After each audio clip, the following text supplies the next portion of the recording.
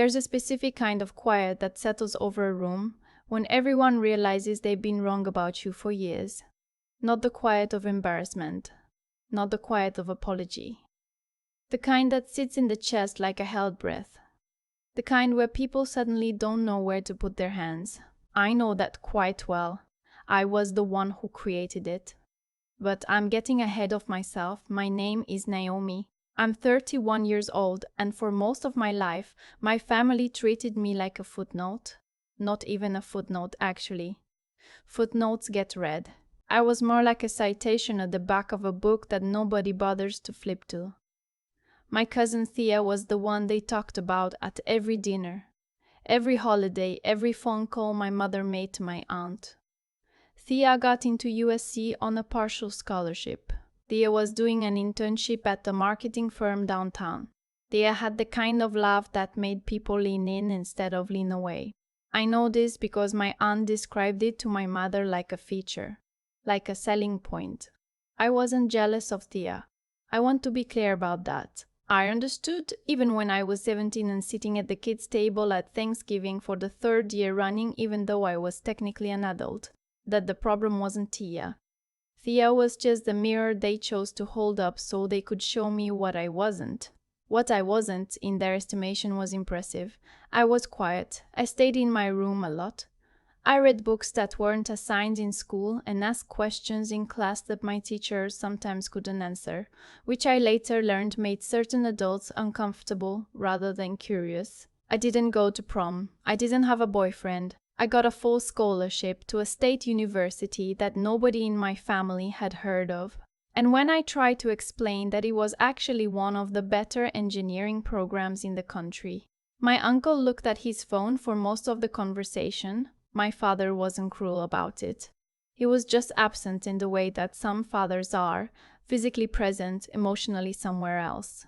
He came to my college graduation, took one photo, and spent the rest of the afternoon talking to my uncle about a used truck he was thinking about buying. My mother meant well. I really believe that, but meaning well and doing well are not the same thing, and for most of my 20s, she did a lot of the former and very little of the latter.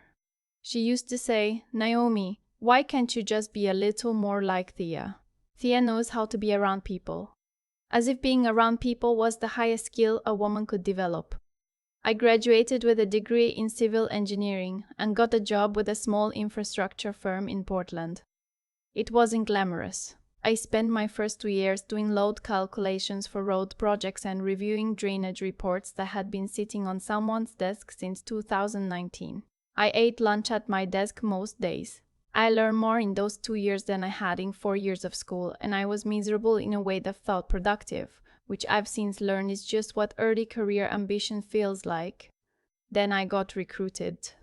The firm that recruited me wasn't flashy about it. They sent an email.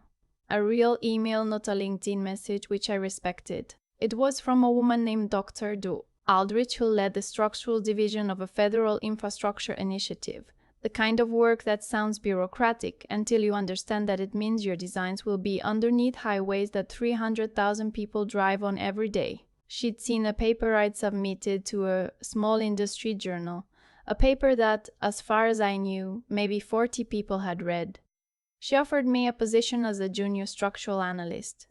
The salary was a 40% increase from what I was making. More importantly, the work was real. I said yes within 4 hours. I didn't tell my family right away. Not because I was hiding it, because I'd stopped expecting them to treat my professional life as something worth being excited about. I mentioned it to my mother in passing, the same way she'd mentioned my graduation in passing to her friends. She said, "That sounds nice, honey," and asked if I was still seeing the guy from the gym.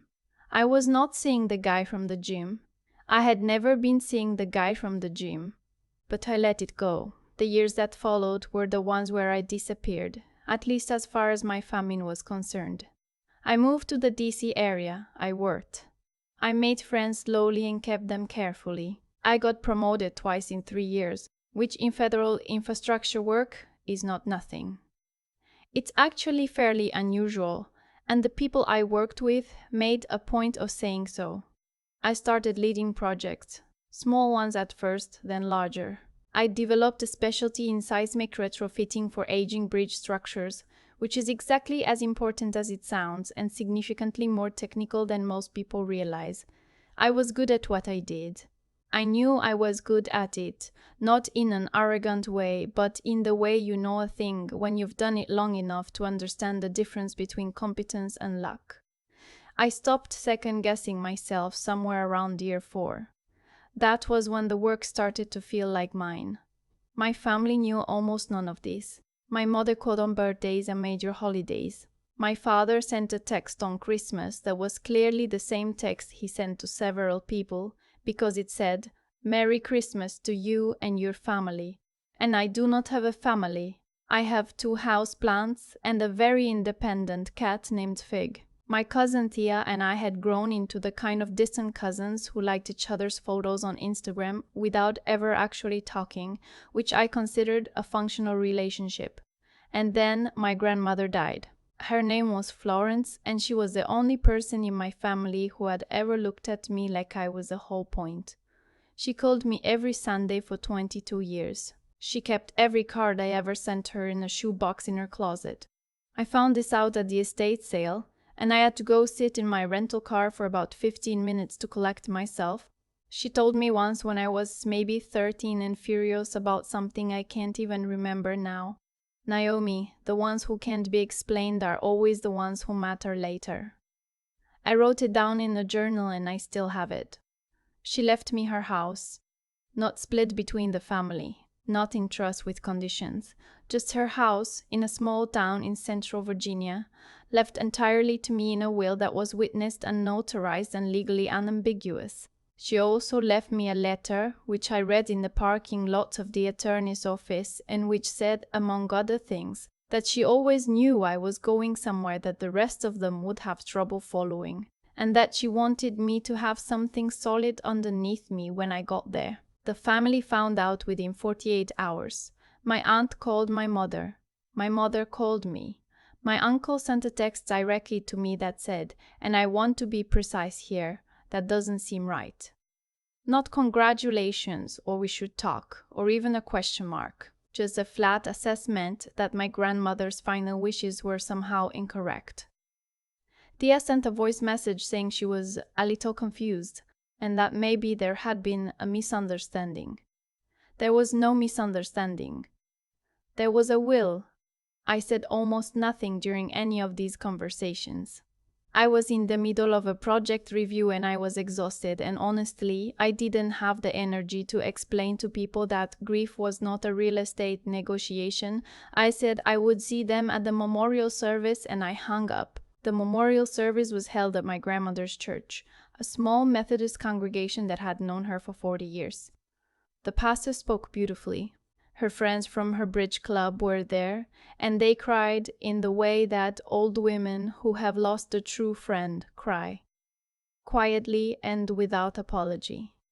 I sat in the 3rd row and held myself together by looking at the flowers, which were yellow, because yellow was her favorite, and I had ordered them. Nobody in my family asked who had ordered the flowers. After the service, there was a gathering at my aunt's house. I went because Florence would have wanted me to, not because I wanted to. I wore a navy dress, it was the appropriate thing, and I brought a casserole because that is what you bring. And I stood in the kitchen for a while talking to my grandmother's neighbor, who was 81 and told me 3 times that Florence had talked about me constantly. Every time she said it, I believed it a little more. At some point in the afternoon, my uncle cornered me near the back porch. He didn't even start with hello. He said, "So what are you planning to do with the house?" I said I hadn't fully decided. He said, "Because it's been in the family a long time. Seems like it should stay in the family." I looked at him for a moment. "I am family," I said. He made a face that wasn't quite agreement and wasn't quite apology. It was the face of a person who doesn't have the self-awareness to recognize when they've said a terrible thing. Then he said, "You know what I mean. The family that's actually around." I picked up my drink. I said, "I need to get some air," and I walked out onto the back porch and stood there until he went back inside. The thing is, I had been around. I had just been around in ways they couldn't see, because they weren't looking in the right direction. I had sent money to my mother twice without being asked. Once when her car broke down, and once when she had a medical bill she couldn't cover. I had called, I had sent gifts, I had shown up year after year to holidays where I was treated like a pleasant obligation, and I had done it because Florence was there, and because family is family even when it's exhausting. But I was not around in the way my uncle meant, which was physically local, reasonably valuable, easy to categorize. I stayed on the back porch until I was ready to go back inside with my face arranged correctly. The dinner was the worst part. All what I thought at the time was the worst part. We were all at the table. Me, my parents, my aunt and uncle, Tia, my other cousins, a handful of family friends. Someone had made Florence's brisket recipe. Except they'd made it wrong and nobody said so. My aunt was talking about the estate in that careful way people talk about money when they think they're being subtle, and then Thea said it. She was talking about a project she was working on. A development proposal, she called it. Her firm was trying to secure funding through a federal grant program for community infrastructure projects. She'd been working on the application for months. She was very excited about it. She turned to me friendly, genuinely friendly, the way Thea always was, and she said, "Naomi, didn't you say you worked in infrastructure? Maybe you'd know something about this." I said a little. She said the program is called the Community Resilience Infrastructure Grant. Have you heard of it? I had. I knew it well. The Community Resilience Infrastructure Grant was a program I had helped design. Not as a committee member or an advisor, I had led the working group that drafted the eligibility criteria and the technical review framework. My name was not prominent on the public-facing materials, because in federal work it rarely is, but anyone who had done a deep read of the program documentation would have found me in the acknowledgements and, more relevantly, in the technical annex. I had spent 11 months of my life building the exact program my cousin was applying to. She didn't know. There was no reason she would have known, because nobody at that table had ever asked me in any real detail what I actually did. I said, "I've heard of it." My aunt looked up. "You're not on the review committee or anything, are you? That would be a conflict." I said I wasn't on the review committee. This was true. I had moved to a different role since the program launched. Thea said, "Oh good, maybe you could look over our application then. Give us some feedback." And my father, sitting right across from me, said, "I didn't know you knew about grant stuff, Naomi. What is it you do exactly, remind me?" There it was. 31 years old. 4 years in federal infrastructure work. 2 promotions. A specialty area that gets cited in about 12 industry publications a year. And my father, at my grandmother's memorial dinner, needed to be reminded of what I did. I put my fork down, I did it slowly, and I kept my face completely calm. "I'm a senior structural engineer with the Federal Infrastructure Division," I said. "I specialize in seismic retrofitting and structural resilience assessments for critical infrastructure. Bridges, mostly. I've been in that role for 4 years. My father nodded in a way that suggested this information was entering and immediately leaving his brain. I looked at Tia. The CRIG program has a competitive review process with a technical scoring rubric. The biggest thing applications fail on is the infrastructure impact assessment. Most applicants don't go into enough technical detail about the long-term load projections. I can look at your draft if you want. I know what the reviewers are looking for." Sia blinked. "That would be amazing, actually. Thank you." Nobody else said anything. My aunt went back to her plate. My uncle looked at the window. My mother said, "Pass the rose," to no one in particular. I drove back to my grandmother's house that night, technically my house, which felt strange and large and full of her smell, which was lavender and old books. I sat in her reading chair in the front room, and I let myself feel everything I'd been keeping organized all day. The grief first, because it was the most honest. Then the exhaustion. Then underneath both of those, something that wasn't quite anger and wasn't quite satisfaction, more like clarity. The kind you get when you finally stop waiting for a room to understand you and you just let it be what it is. I had stopped needing their approval somewhere in my late 20s and hadn't fully noticed until that moment. I called my friend Petra that night, my actual Petra from work, not the name in the file, and she listened for 40 minutes and then said, "I don't understand why you keep going back." And I said, "Because my grandmother was there." And she said, "Naomi, she's not there anymore." And she was right, and I cried for about 10 minutes. And then I felt better in the way that crying about the real thing always makes you feel better. 3 weeks after the memorial, I received an email. It was from the director of the Regional Engineering Society, a professional organization I had been a member of for 6 years and an elected board member of for the last 2. They were hosting their annual awards dinner, a fairly significant event in our field, the kind where state transportation officials come and the speaker list gets published in the trade press. I had been nominated for the Distinguished Contribution Award in the Structural Engineering category. I had not told my family I was nominated, mostly because they had not asked and I had not volunteered it, which had become the default state of most of my professional information. The dinner was in Richmond, which meant it was close enough to my grandmother's house that I was already planning to be in the area. I accepted the invitation. I did not think about who else might be there. I probably should have. The dinner was held at a hotel ballroom in downtown Richmond. It was a Friday evening in April, the kind of evening where the light goes golden at 6 o'clock and everything looks better than it is. I wore a deep green dress that I had bought specifically for the occasion, not navy. I had thought about that deliberately, and I arrived 20 minutes early because that is what I do. The room was filling with engineers, transportation officials, university faculty, a few contractors who sponsored the event.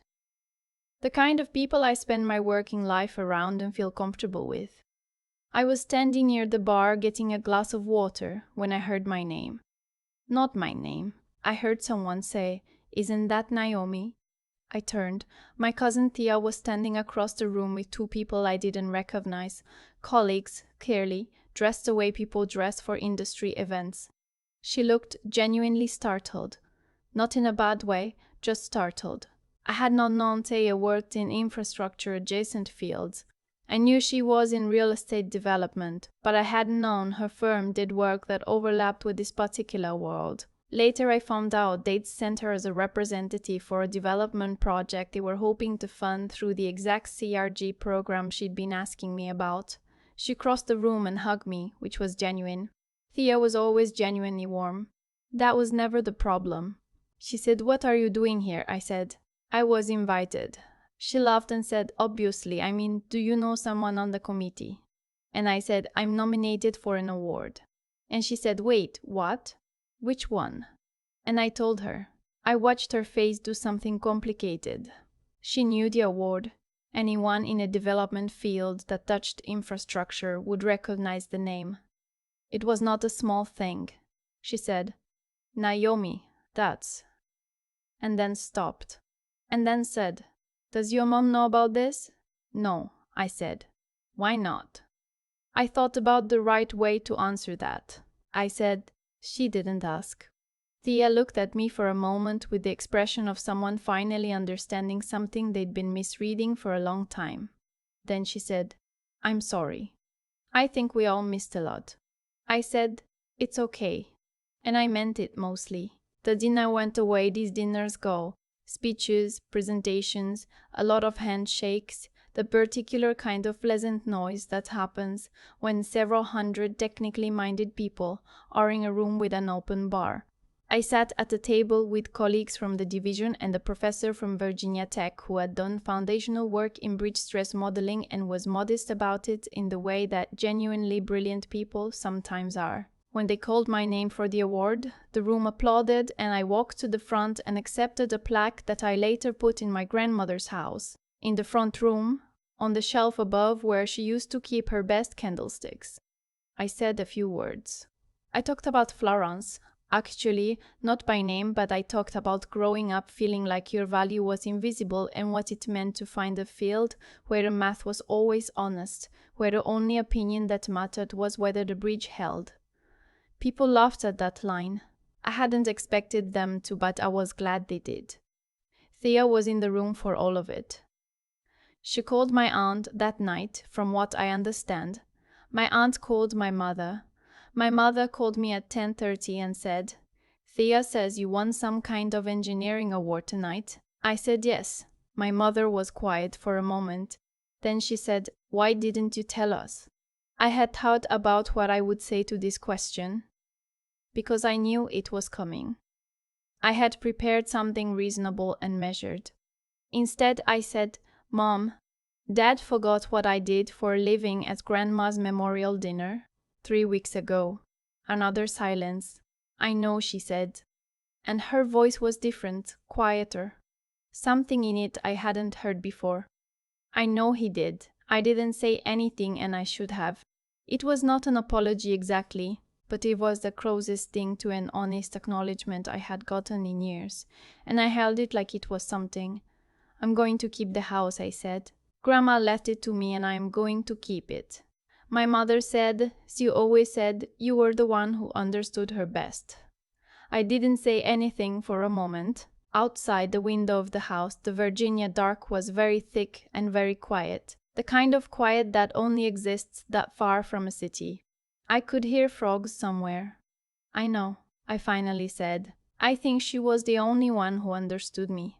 My uncle stopped texting me about the house after that. I don't know exactly what happened on his end, and I don't need to. Thea sent me a long message a few weeks later saying she wanted to take me to lunch the next time I was in her city, that she'd been thinking a lot about how the family had treated my professional life and she was embarrassed by it. I wrote back and said I'd take her up on lunch, and I meant it. Thea was not the problem. Thea had never been the problem. My father called me on my birthday that year, which he does every year. But this time he asked me a question. He said, "So that award you got, what was that for exactly?" And I told him, in more detail than I usually give, and he was quiet in a listening way, not a checked-out way. And at the end he said, "Huh.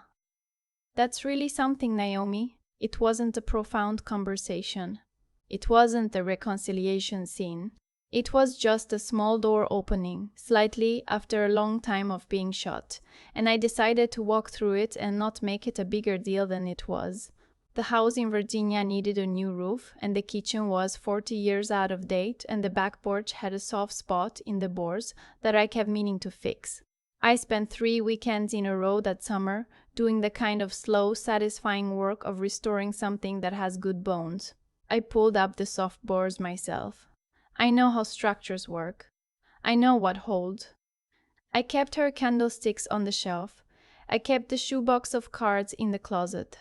Every Sunday morning, when it's quiet and Vic is sitting in the window watching the yard, I sit in her reading chair and I think about her saying, "The ones who can't be explained are always the ones who matter later." She was right. She was almost always right. And now I'm the one in the room who built it, which is the only kind of being in the room that was ever going to feel real to me. I used to think that being unseen was something that happened to you, like weather, like something you just had to wait out. I don't think that anymore. What happened to me? What happened with my family, with my uncle at the back porch, with my father needing to be reminded of my job at my own grandmother's memorial? None of that was an accident. It was the result of a long chain of small choices. Theirs and mine. They chose, over and over, to look past me toward whatever was louder or easier to understand. And I chose, for a long time, to keep showing up quietly and hoping the math would eventually work out in my favor without me ever saying so. The math doesn't work out on its own. That's the thing nobody told me. You can be excellent in a room and still be invisible if you never give the room a reason to look up. Florence knew this. I think that's why she left me the house. Not as a reward, but as an anchor, something that would require me to stay connected to a place, to a family, even when staying connected was uncomfortable. She understood that the work of being known is not passive. You don't get understood by being quietly impressive. You get understood by being present in a way that can't be explained away. I think about my uncle saying you're not the family that's actually around, and I used to feel a flash of rage when I remembered it. Now I mostly feel a kind of tired clarity. He believed that proximity was love, that showing up to Sunday dinners was the same thing as knowing a person. A lot of people believe that. It lets them off the hook for the harder work of actually paying attention. The harder work is what Sia started doing after that evening in Richmond. She didn't have to send that message. She didn't have to ask me to lunch or say she was embarrassed. She could have quietly filed away what she'd witnessed and moved on. Instead, she chose to close the distance she'd been comfortable with for years. That's not a small thing. That is actually the whole thing. The choice to stop being comfortable with not knowing someone, and my father asking on my birthday what their award was actually for. It was one question. It wasn't a grand gesture. But there is a version of my father who never asked that question, who files my life away under technical stuff I don't understand and leaves it there forever. He didn't do that. That matters to me. What I've come to understand is that the people who dismissed me weren't evil. They were just uncurious, and incuriosity over time is its own kind of unkindness, not because it's mean, but because it leaves people alone in rooms they build themselves, waiting for someone to notice the architecture. I stopped waiting. That's the whole story, really. I built things that held. I stayed in the work even when the work was invisible. I kept my grandmother's letters and her candlesticks and the chair she used to sit in on Sunday mornings. I put the plaque on the shelf where she used to keep the things she was most proud of, and I stopped measuring my worth by whether my family could explain me at a dinner table. The bridge holds or it doesn't. The math is either right or it isn't. No amount of wanting it to be different changes the load. I learned that from my work, and then I learned it about everything else too. That's the only thing I know for certain, do the work honestly, for long enough, and eventually the structure speaks for itself.